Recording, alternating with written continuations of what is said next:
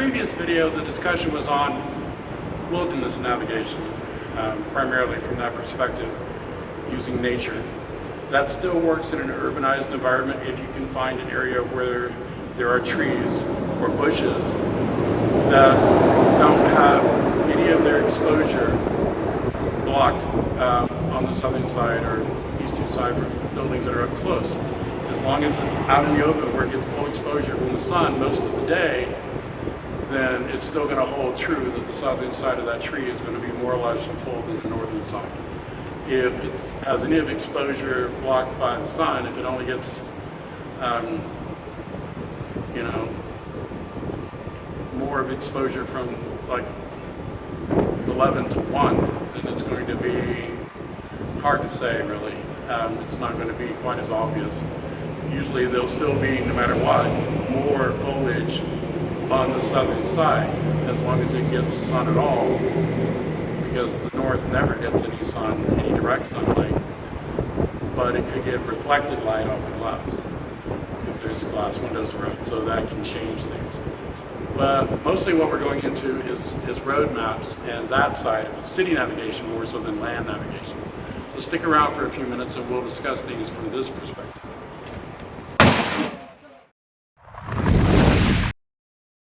Now, in urban navigation, there are some of the similar pitfalls as there are in wilderness navigation.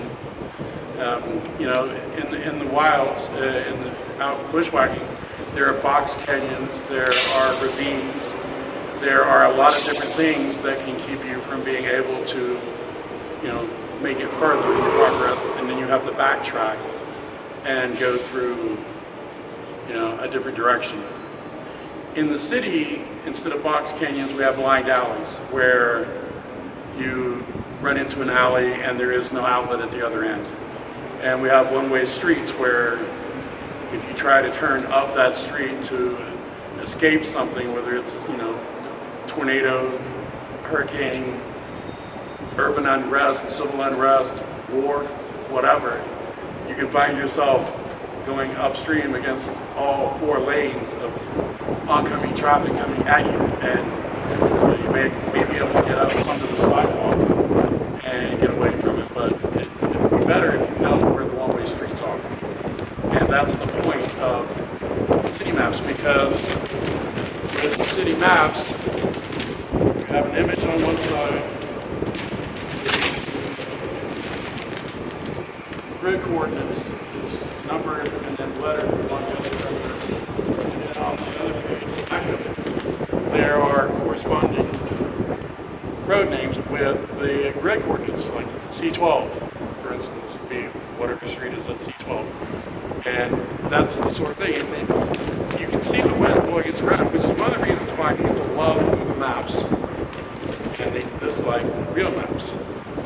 But the thing is, Google Maps doesn't work when your battery's dead, and it doesn't work if the towers are destroyed from natural disaster or explosions or whatever. This works no matter what. You may have to deal with the wind, but the only thing you need is enough light to read it, and it gives you all the information and then more that's on Google Maps. It gives you locations of railroad tracks.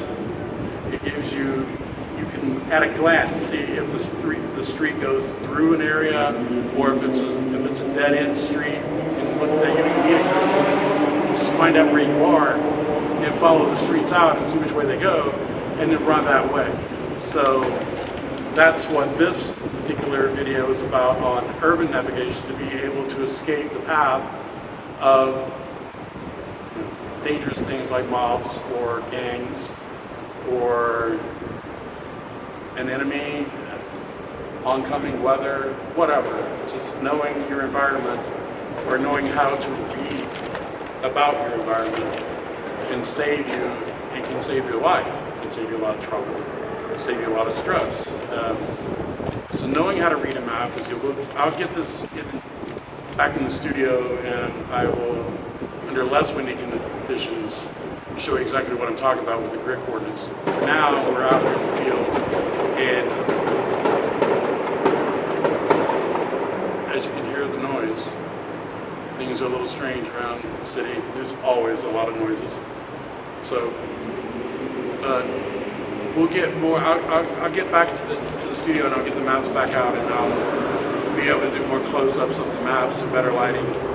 For now, I want to go into the street that's right over the edge of this parking garage I'm in. Is a one-way street. There's a blind alley right around the corner. So I wanted to illustrate that and get into that.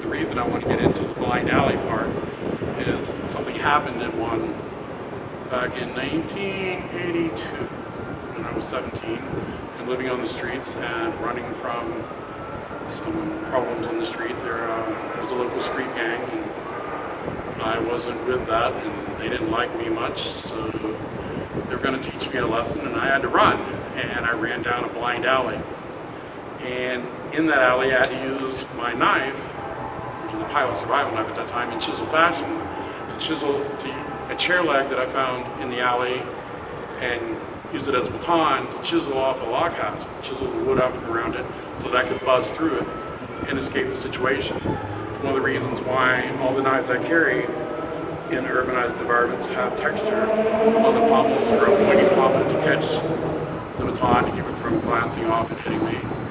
The reason why most of the knives I've designed for different companies had that as well.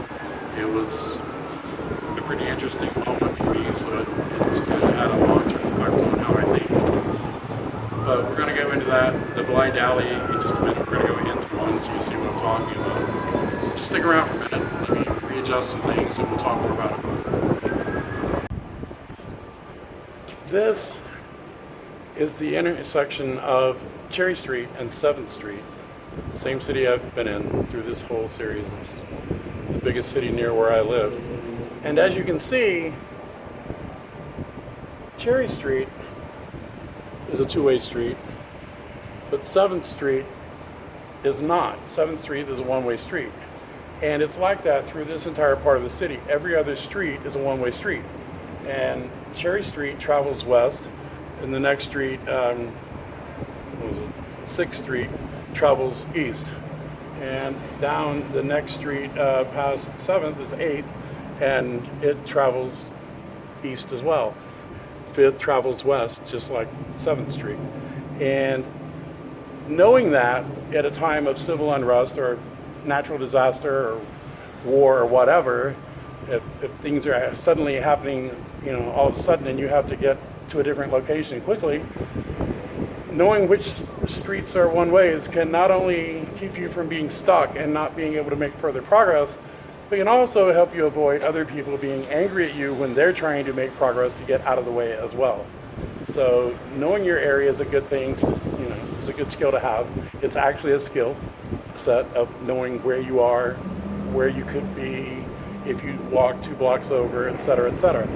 And the next thing we're going to go into is right down here. If you can see where the mural is painted on the wall there underneath the red line, the red piece of iron, that is a blind alley, and it travels back between the buildings. And that's where we're going next so that I can illustrate what a blind alley is.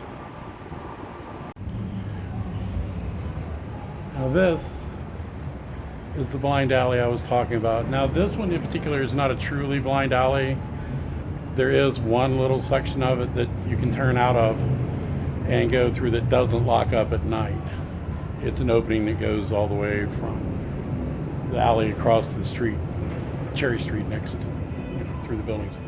But the rest of it is only open at times like now when the businesses are open and you can go from the back door of the bar or restaurant out the front on Cherry Street, or during the early part of the day there's a door that goes into these condos that comes out onto Market Street the other way. But at night, if you run past the opening and keep going and someone is chasing you or something is chasing you, there is no way out. The other end of this is a gated stairway. So we're going to walk into it and you'll kind of see what I'm talking about.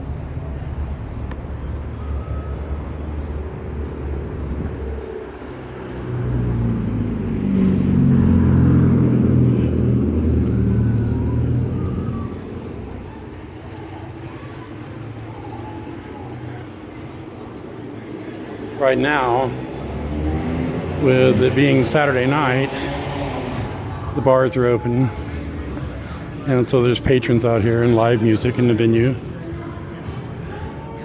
But at night, when everything's closed,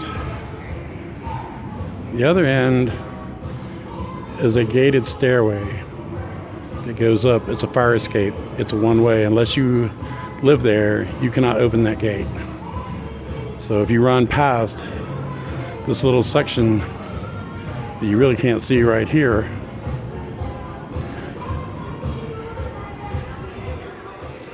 see where these people are going, that is the opening. And it opens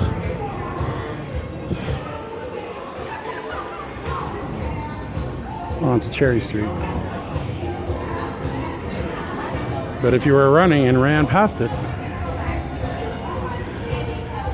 there's no other way out at night. Everything's locked up. The only other way out at night would be to take one of these stools and hopefully be able to break the glass of one of these businesses and be able to push through and then break the glass at the other side. So knowing where the blind alleys are and knowing your terrain is a very valuable skill to have, because the last thing you want to do is end up at the end of a blind alley, like a cul-de-sac with walls that you can't escape, when you have people or animals or something that intends to do you harm chasing you. It's a very bad place to end. That's why I ended up, once upon a time, chiseling through a lock hasp like that one, so that I could bust through an old door like this and escape the people that were chasing me. And that's the reason why my knives, some of them, are designed the way they are. See, the bottom of the map is numerals, and the top is the same. Here by the key, you see the same. And then the left and side margins are alphabet, so it's an alphanumeric grid coordinates. For instance, you look up Cherry Street, which is Cherry and 7th, is where I was filming. So Cherry is V7, and you go over here and you look in the numbered streets, and you see that 7th is V7 and V8. So you go down here and you mark 7 and 8, and you follow all these up to V, and you have the alphanumeric coordinates for where I was filming, 7th and Cherry. And this map gives you all of that information in it for any city that you buy the map for. Even has a special section on points of interest. But I suggest you have a magnifying glass. I keep one of these little thin ones that take up no space in my kit, but they work wonders for magnifying small font, and maps are full of small font and details. But as you can see, the key tells you where the railroad tracks are and roads are and different parks and different things. So it gives you a lot of useful information, but they're not available at every gas station like they used to be. I had to order these from Amazon. So hopefully this gives you some food for thought going forward on preparing so that you can more easily navigate whatever situations may come.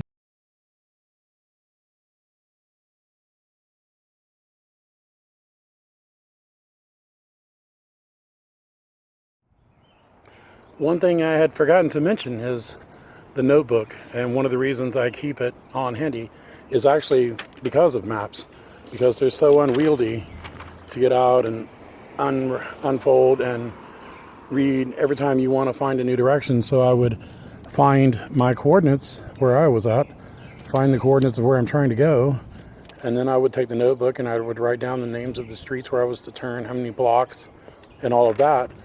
And then all I would have to do is follow my directions. I didn't have to get the map back out every time.